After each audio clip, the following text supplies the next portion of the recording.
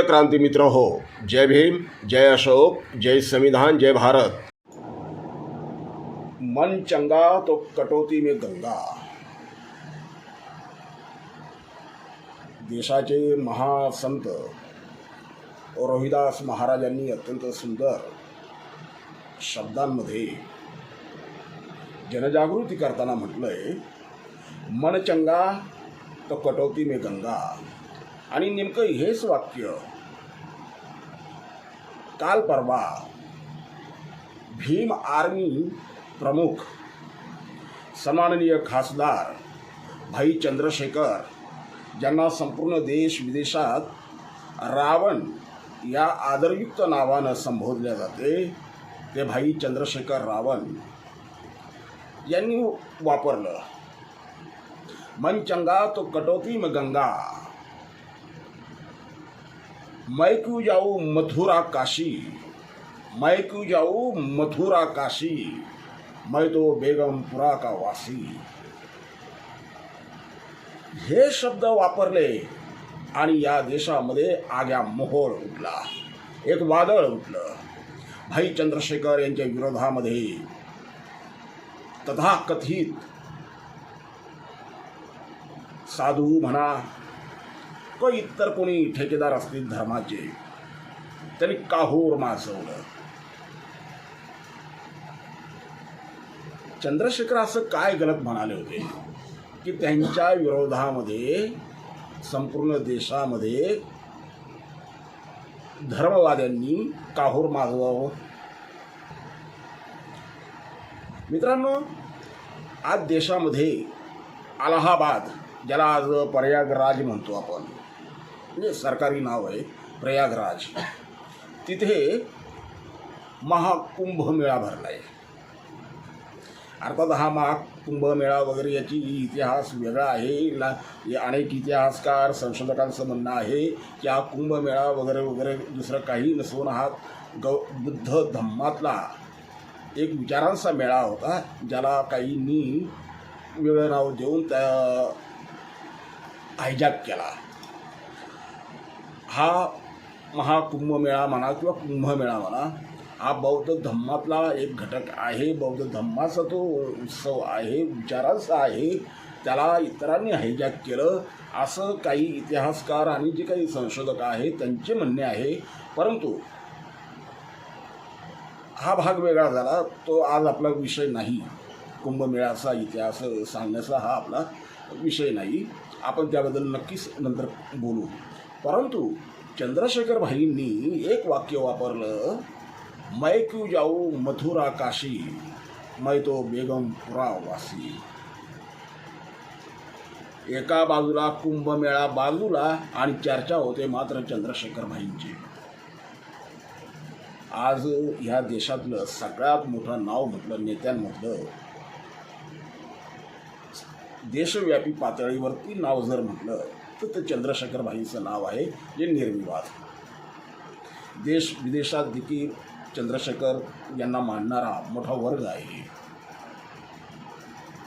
आंबेडकरी लढ्यातील बहुजनांचा एक बुलंद आवाज आज चंद्रशेखर बनलेले आहे, याबद्दल वाद नाही। परंतु ह्याच भाई चंद्रशेखर यांच्या विरोधामध्ये काहूर माजलं ते आपले कोणतो शंकराचार्य, अविमुक्तेश्वरानंद काहीतरी नाव आहे, जे शंकराचार्य आहे,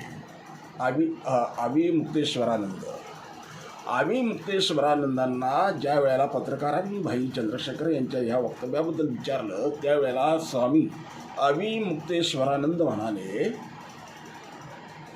कि जिन्होंने पाप किया है, हमारी एक धारणा है कि वो गंगा में जाकर डुबकी मारने से पाप धुल जाते हैं।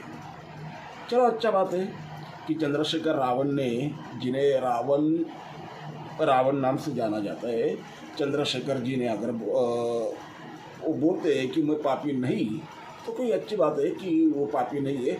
मैं भी उनके दर्शन का, रावण के दर्शन का अभिलाषी हूँ, हमें भी रावण के दर्शन करा दो।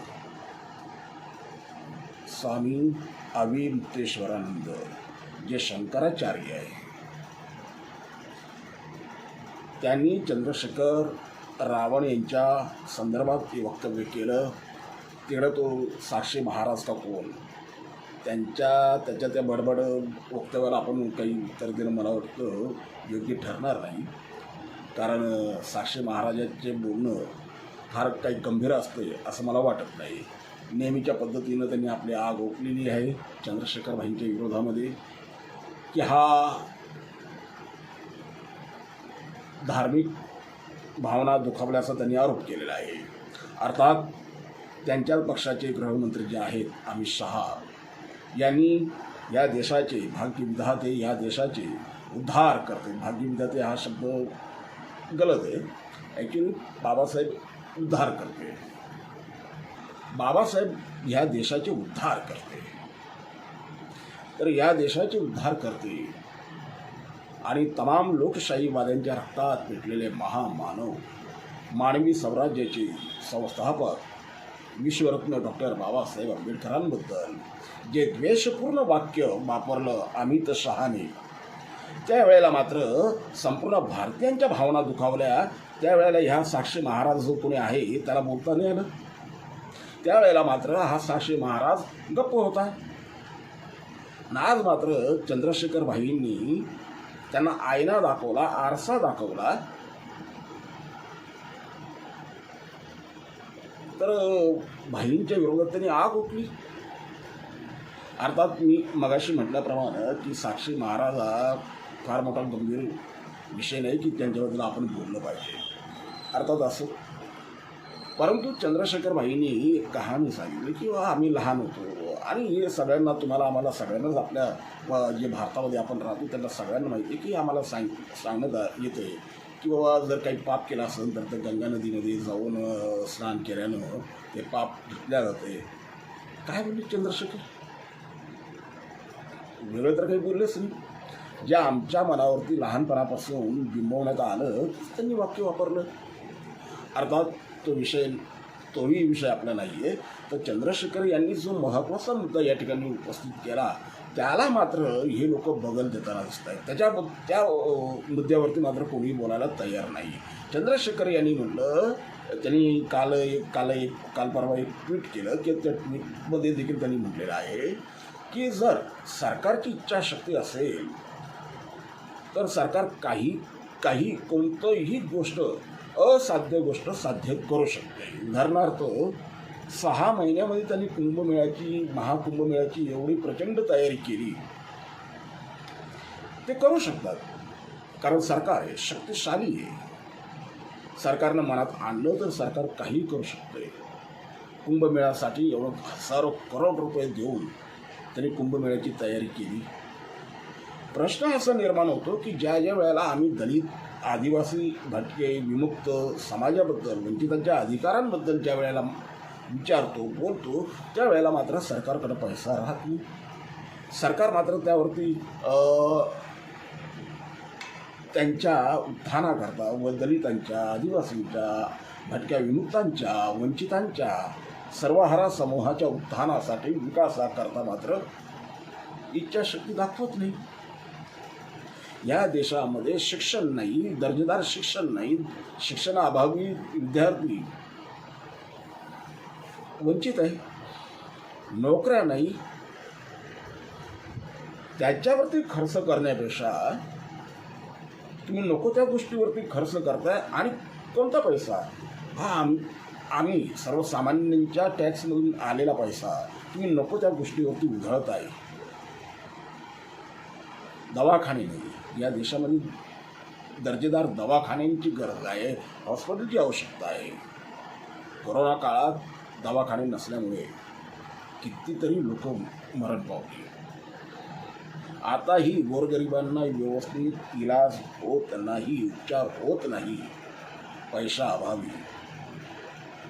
काल परवा महाराष्ट्रामध्ये केवळ शाळेतल्या मुलाला तो मुलगा संक्रांतीकरता घरी आला होता. ते नांदेड जिल्ह्यातील त्या गावातल्या, नांदेडमधल्या एका विद्यार्थी घरी आला होता मकर संक्रांतीसाठी आणि त्याने बापाकडे फक्त शालेय साहित्य मागितलं की मला शाळेत जाताना मला ते साहित्य घेऊन द्या. बापाकडे पैसे नव्हते म्हणून बापानं सांगितलं की बेटा मी तुला पैसे आले की ते साहित्य तुला घेऊन येतो. मुलाला त्या गोष्ट म्हणजे त्याला शाळेमध्ये म्हणा किंवा इतर ठिकाणी त्याला त्रास होत असेल त्या अभ्यास करायला. त्या मुलाने झाडाला लटकून फाशी दिली. पोरानं फाशी दिली, बापाला कळलं. बापानं सुद्धा त्याच दोराला त्याच फाशीला फास लावून जीवनयात्रा संपवली. की ज्या देशामध्ये शिक्षणासाठी पैसा नाही त्या देशात नको त्या गोष्टींवरती हजारो कोटी रुपये उधळल्या जातात. त्याबद्दल भाई चंद्रशेखर जर बोलत असतील तर मला वाटतं ते काही वावगं बोलत नाही. हा सर्वसामान्य भारतीयांच्या मनातल्या भावनांना त्यांनी वाट करून दिलेली आहे. आणि म्हणून भाई चंद्रशेखर यांना ट्रोल करण्याच्या आधी, भाई चंद्रशेखर यांच्या विरोधात अपशब्द वापरण्याच्या आधी या देशातल्या सर्वसामान्य जनतेचे ते प्रतिनिधी आहेत. वंचितांचा जो आवाज आहे याचा भान ठेवून त्यांच्याबद्दल बोलताना 10 वेळा विचार करून बोलावं. कारण त्यांनी या देशातल्या सर्वसामान्य जनतेच्या हिताकरता त्यांनी बोललेले आहे आणि ते बोलत राहतील. शेवटी ते आंबेडकरवादी आहेत. आंबेडकरवादी हा कधीच घाबरत नाही. क्रांती मित्र हो, भीम पॅंथर हे आपल्या हक्काच्या यूट्यूब चॅनलला कृपया सबस्क्राईब करून आम्हाला विषमतावादी शक्तींच्या विरोधात लढण्यासाठी बळ द्या, शक्ती द्या, ऊर्जा द्या. कमेंट करा, लाईक करा, शेअर करा.